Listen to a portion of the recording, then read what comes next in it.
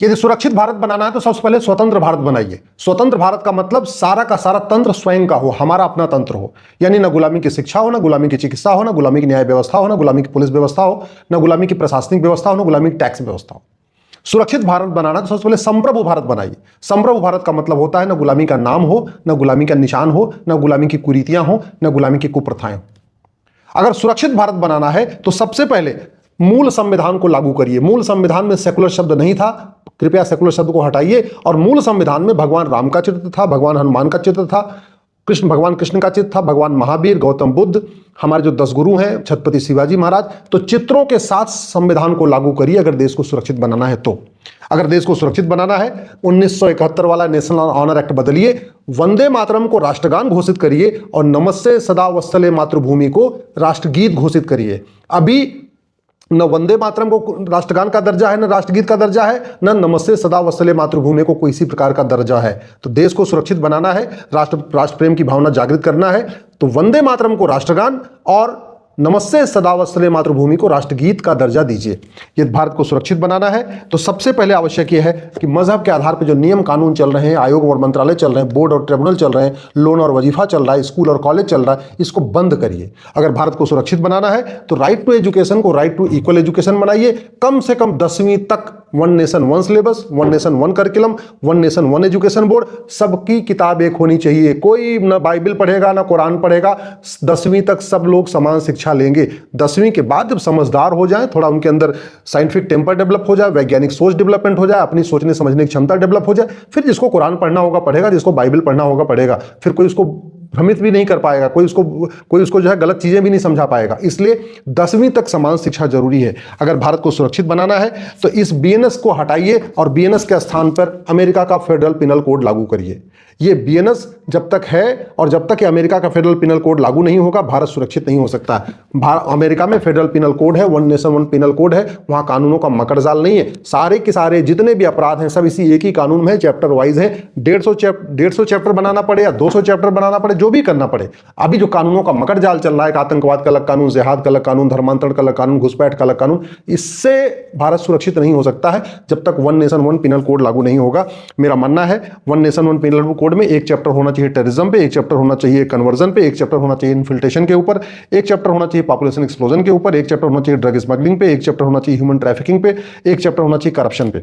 अगर भारत को सुरक्षित बनाना है तो सबसे पहले इस गुलामी का पुलिस एक्ट है 1861 बना था, इसको हटाइए, इसको खत्म करिए। One nation one police code लागू करिए जिससे पूरी देश की पुलिस स्वतंत्र हो, निष्पक्ष हो, रिस्पॉन्सिबल हो, अकाउंटेबल हो। अभी पूरे देश की पुलिस सत्ता की गुलाम बनी हुई है। जहां सत्ता ठीक है वहां पे तो पुलिस आतंकवादियों, अलगावादियों, जिहादियों, उन्मादियों के ऊपर हमला करती है, उनको पकड़ती है, और जहां ओटजीवी नोटजीवी सत्ताजीवी नेता हैं वहां पुलिस सत्ता के गुलाम बन के बैठी हुई है, कुछ कर नहीं पा रही है। समाधान यही है कि गुलामी का ये पुलिस एक्ट बदला जाए। अगर भारत को सुरक्षित बनाना है तो नेशनल सिक्योरिटी एक्ट को बदलिए और राष्ट्र की सुरक्षा के लिए क्या क्या खतरे हैं उसको इसमें लिखिए। लब जिहाद, लैंड जिहाद, ड्रग जिहाद, घुसपैठ, धर्मांतरण, जनसंख्या विस्फोट राष्ट्र की सुरक्षा के लिए खतरा है, इसलिए वो एनएसए में लिखा जाना चाहिए। लिखा नहीं है, इसलिए कोई भी राज्य सरकार की पुलिस एनएसए नहीं लगा रही है। अगर देश को सुरक्षित बनाना है यूएपीए को बदलिए। यूएपीए में अनलॉफुल एक्टिविटी को डिफाइन करिए। लब जिहाद अनलॉफुल एक्टिविटी है, लैंड जिहाद अनलॉफुल एक्टिविटी है, ड्रग जिहाद अनलॉफुल एक्टिविटी है, कन्वर्जन अनलॉफुल एक्टिविटी है, घुसपैठ अनलॉफुल एक्टिविटी है, जनसंख्या विस्फोट करना, इसको भी अनलॉफुल एक्टिविटी डिक्लेयर करना होगा। तो जब तक कानून नहीं बदलेगा तब तक भारत सुरक्षित नहीं हो सकता है। अगर भारत को सुरक्षित बनाना है आधार एक्ट को बदलिए। फर्जी आधार बनाने और बनवाने को जघन्य अपराध घोषित करिए। 100% प्रॉपर्टी जब्त करने, नागरिकता खत्म करने, आजीवन कारावास देने की व्यवस्था लागू करिए, तब भारत सुरक्षित होगा। भारत के लिए जनसंख्या विस्फोट के बाद जो सबसे बड़ा खतरा है वो भ्रष्टाचार है। तो भ्रष्टाचार तभी रुकेगा जब 100 रुपए से बड़ी नोट बंद होगी, 1000 रुपए से ऊपर कैश लेन देन बंद होगा, 10,000 रुपए से ऊपर आधार अनिवार्य होगा, और भ्रष्टाचारियों की 100% प्रॉपर्टी जब्त करने, नागरिकता खत्म करने और फांसी देने के लिए कानून बनेगा। चीन में ऐसा कानून है, हमारा कानून वहां घटिया है, वहां सड़ा हुआ है, इसलिए भ्रष्टाचार नहीं रुक रहा है। और भ्रष्टाचार नहीं रुकेगा तो देश सुरक्षित हो ही नहीं सकता, ये गारंटी है। अगर भारत को सुरक्षित बनाना है सिटीजनशिप एक्ट 1955 को बदलिए।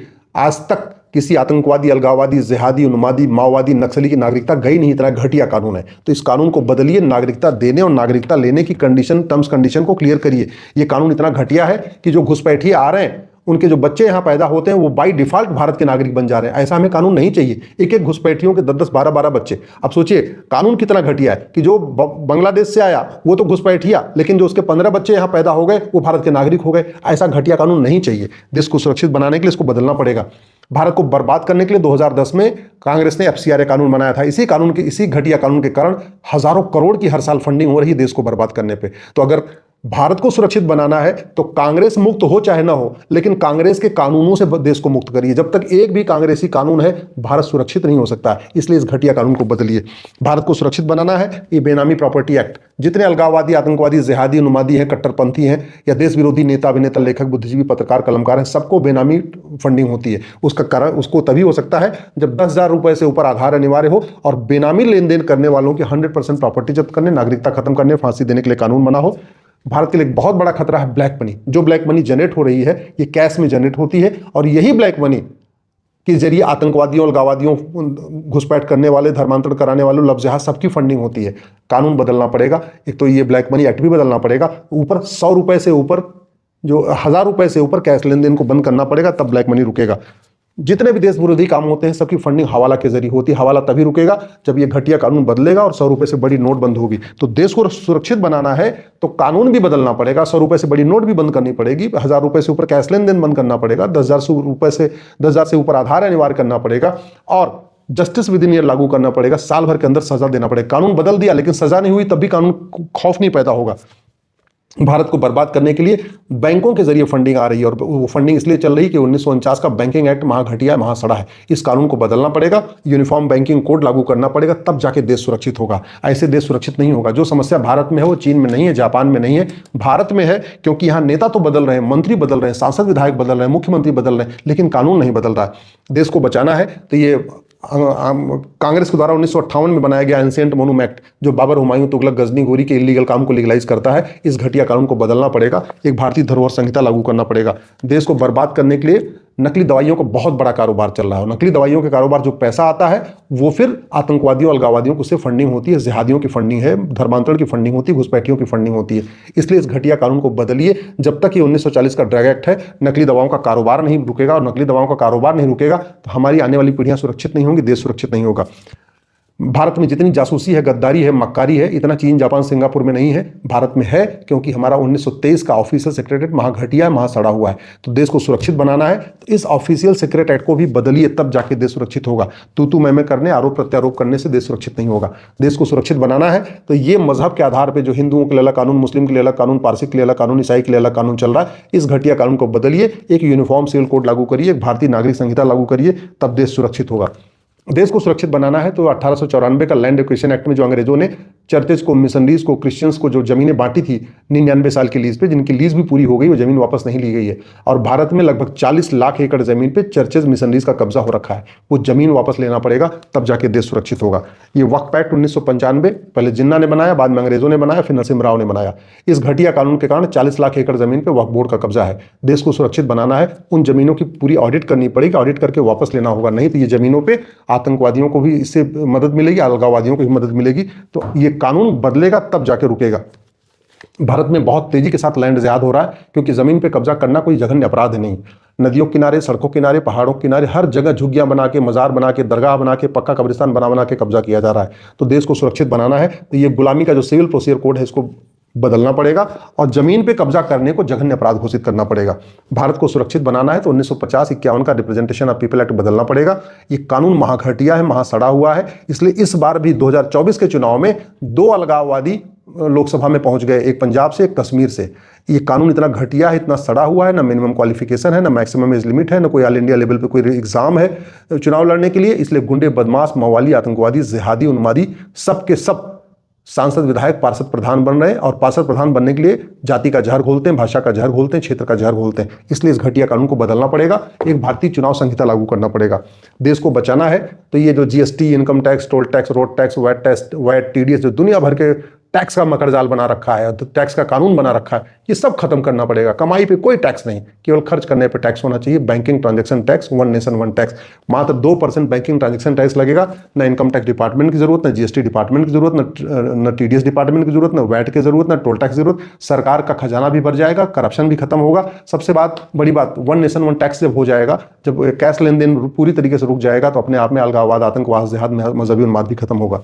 देश को सुरक्षित बनाना है तो ये एनडीपीएस एक्ट, नार्को जो टेस्ट, ये अपना कानून है नशे के कंट्रोल करने के लिए, महा घटिया है, महा सड़ा हुआ है। सिंगापुर जैसा कानून बनाना पड़ेगा। सिंगापुर में नशा तस्करों की 100% प्रॉपर्टी जब्त होती है, नागरिकता खत्म होती है, साल भर के अंदर फांसी होती है। ऐसा ही कानून भारत में बनाना पड़ेगा, तब जाके भारत सुरक्षित होगा। हमारी यंग जनरेशन नशे में डूब रही है, नशे में बर्बाद हो रही है। जब वो नशेड़ी हो जाती है, फिर पॉर्न एडिक्ट हो जाती है, फूहड़ फिल्में देखती है, घटिया फिल्में देखती है, रात रात भर ब्लू फिल्में देख रही है यंग जनरेशन।